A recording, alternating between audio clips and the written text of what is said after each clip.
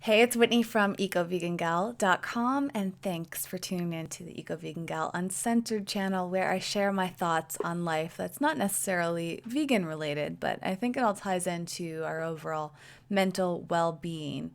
And I have been feeling the flow of sharing tips of reflections and lessons I learn and all of that. And it really does tie into the big picture of everything of to me, health is more than just what we eat. It's more than what we have in our homes and what we put on our bodies. It's more than all these products and things that we have going on. But it's so much about our lifestyle choices and our mental processes. And I really enjoy reflecting on it and sharing and hearing your perspectives too in the comments is just so wonderful.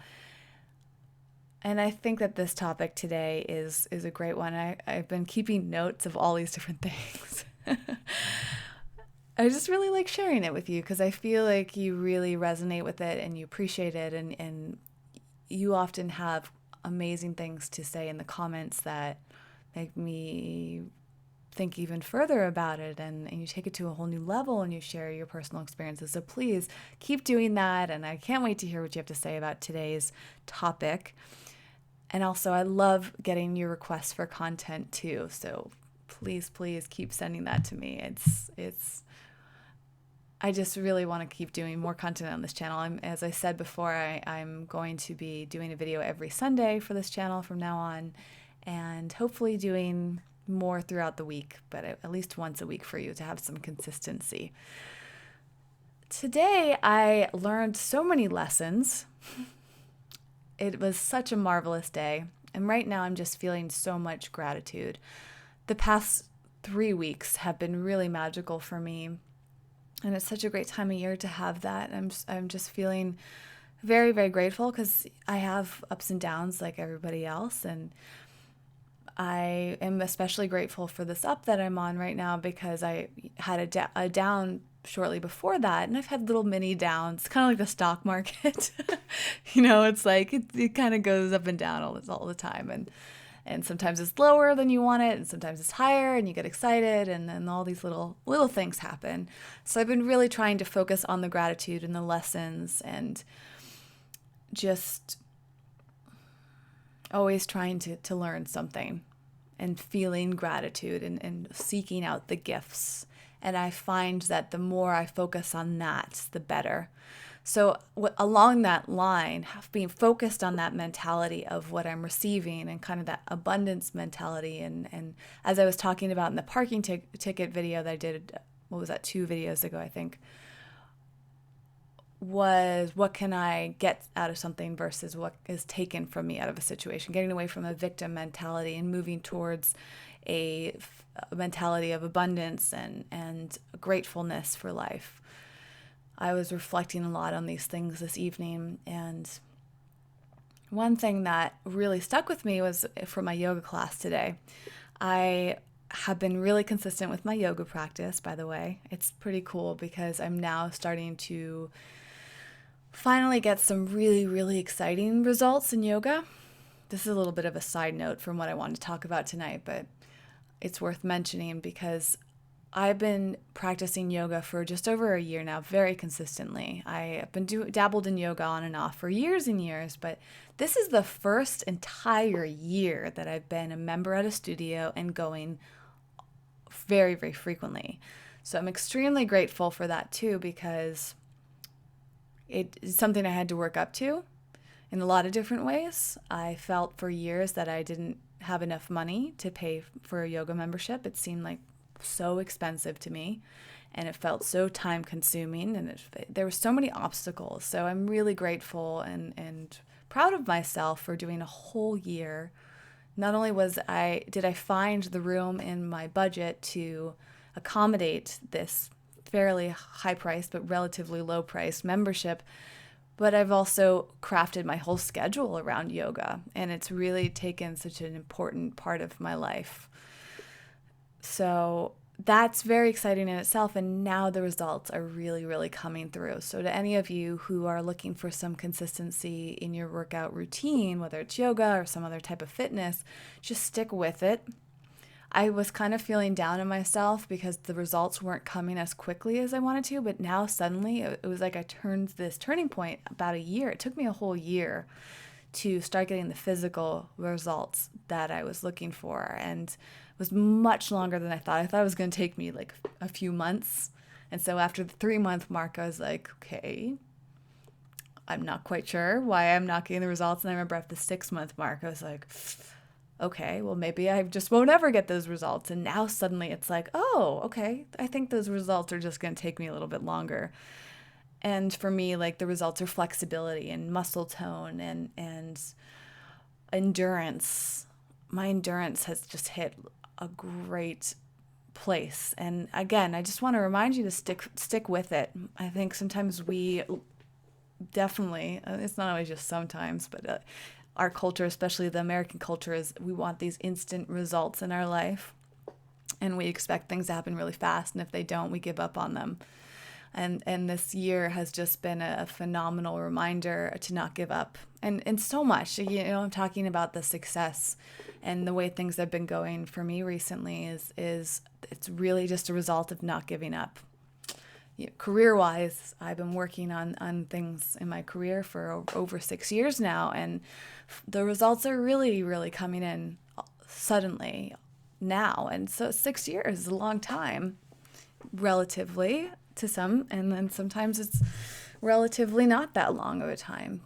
So I think it's just a reminder to be patient, to trust, to go after what you want, to be determined and go through those ups and downs. And that really does tie into this whole message that I'm trying to spread and everything that I've learned from that. So in particular, when I was in yoga today, I went back to a teacher that I hadn't practiced with in a little while because energetically I wasn't feeling like this teacher was the right fit for me. And so I shifted my yoga practice and was doing some gentler classes, and I was working with different teachers. And that's the beauty of the studio that I'm in at right now, is there's so many teachers and so many different types of classes to choose from. So I've been just experimenting. Whereas when I first started yoga a year ago, and when I say first started, I mean like at the studio, and I was going to like the same teachers over and over and over again. And one really cool thing has been trying different teachers. Side note there. Sometimes the variety really helps with your fitness routine.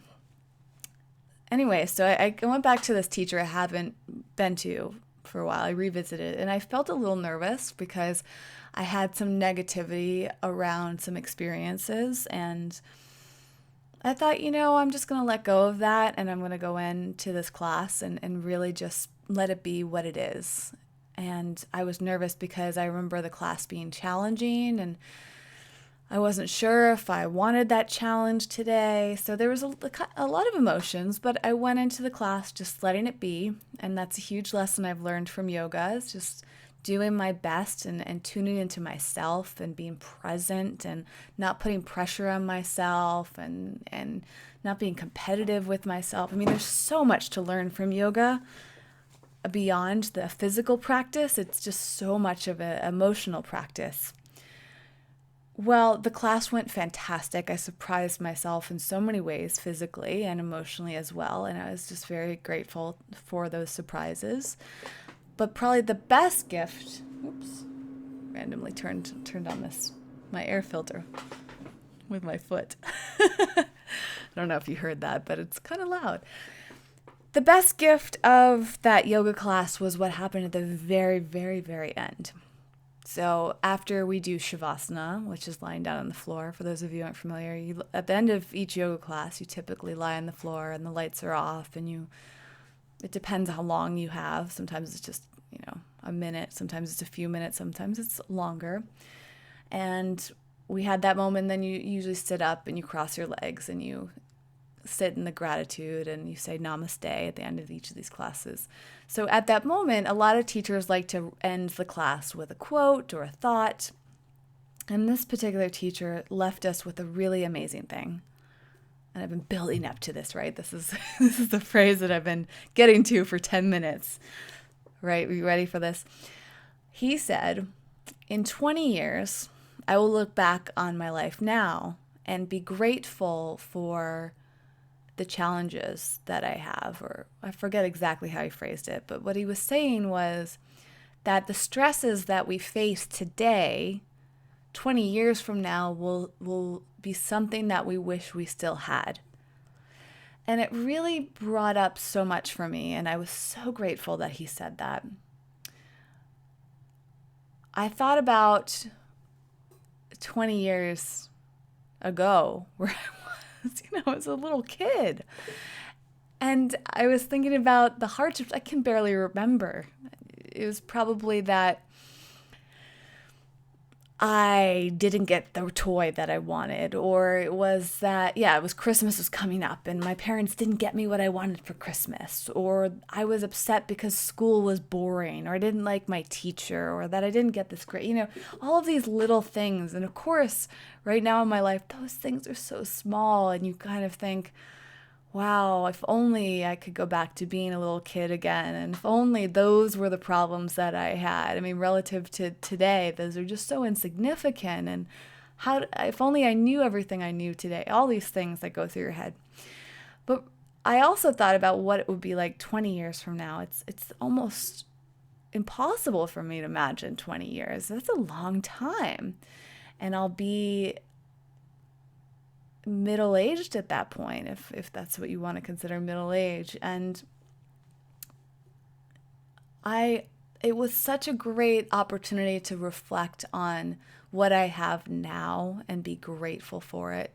Because one thing that comes up for me is thinking about health, sometimes, or a career, or so many things. Like, so many things can happen in 20 years. And I thought, you know what? Like, I feel so healthy. I just finished a yoga class and I rocked it, and I have grown so much. And my career is just getting to so many great heights, and I'm surrounded by amazing people, and I just all of these great things that I've worked hard to achieve. And I feel like that reminded me to be grateful for what I have, but also be grateful for the stresses. So be grateful for the good and the bad, because one day we'll be wishing that we could have the bad that we have today. Like, maybe, who knows in 20 years what bad I'll be facing then, and thinking, wow, like 20 years ago, I didn't know how good I had it. I didn't know that the biggest stress was that parking ticket. The stress was, it's like, the more I think about it, the harder it is for me to think about stresses. And that's my point, is that suddenly a lot of the stresses that I face are so insignificant. So instead, to be grateful for stress that we have today and think that this is good. There are things that come up in our lives that are really emotionally traumatic, and we may never forget them, and they will always hurt no matter how old we are. It's losing a loved one. That's not a stress I can imagine having that much gratitude over, except for the fact that we can reflect on, having them in our lives to begin with. But, there's certain things in life that happen that are really true stresses. But my point is that there's none of that. I have not had any deeply wounding trauma in my life in a long time. Since really, to me, death is like the ultimate wound and the ultimate stress. And I haven't had a death in my life that immediately even comes to mind. So I hope I'm not forgetting how horrible that would be. I know that's a weird thing to say, but my point is that the fact that when I think of trauma around my life, I think about losing my grandparents. I mean, to me, I lost my last grandparent, or not last total, but the last grandparent that I lost was just about 2 years ago, and my grandmother passed away on Christmas. And that is trauma, that is sadness, that is stress, and that is a solid stress. My point in bringing up death in this instance is that relative to that, the stresses that I face, these little things that I get worked up about, are just so simple and so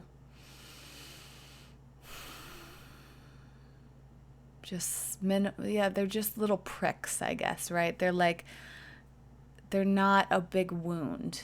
They're like a little scratch, And to look at life that way, of being grateful to have a little bunch of little scratches versus some big deep wounds, those can be every once in a while, versus I'll take all the scratches because those will heal in a few days. Or a mosquito bite, right? Versus like a black widow spider bite or something, right? Where it's risking your life.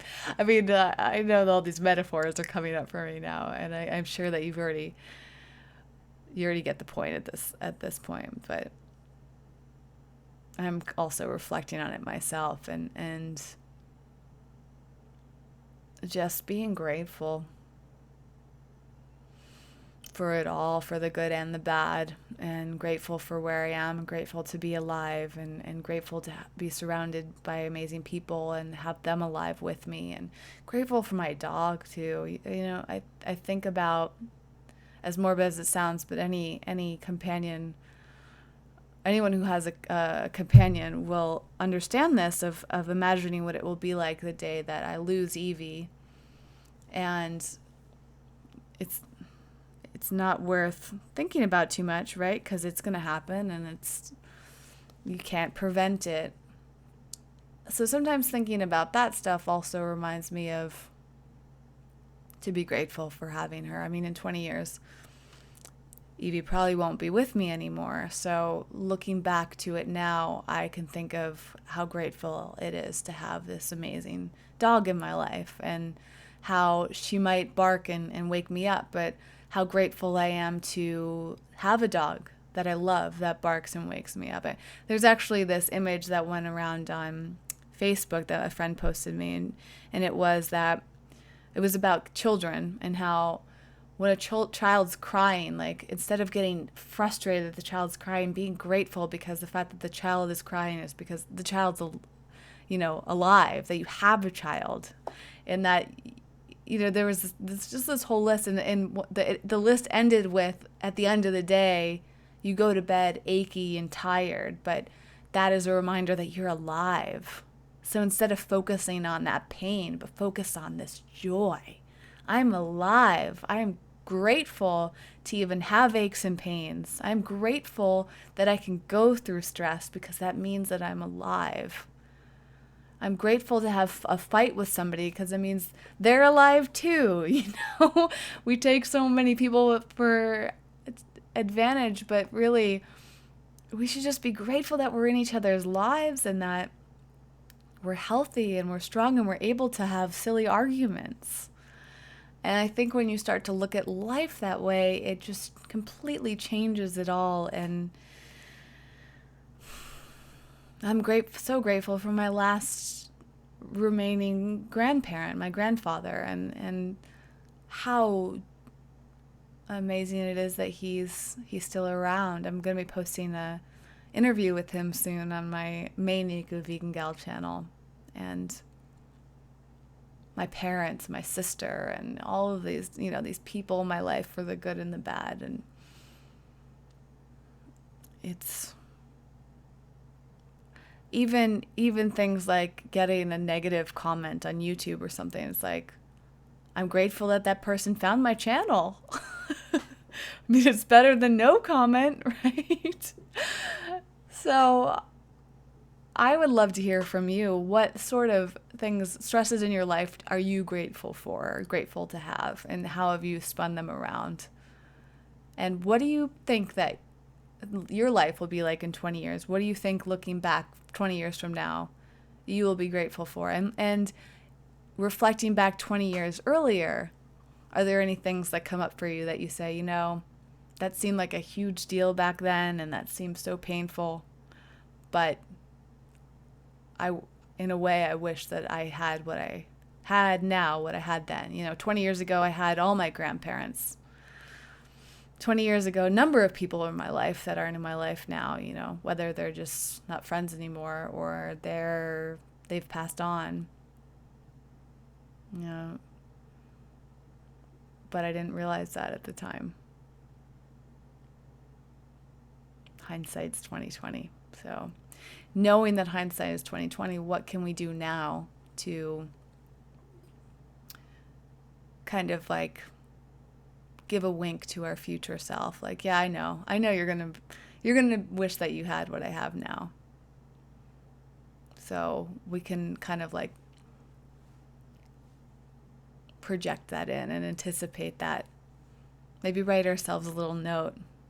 This is what it felt like to be stressed out about this. And I know in 20 years you're going to say that's nothing. So it's interesting, isn't it? Thank you for being part of that emotional thought process and journey and listening and taking in these thoughts along with me.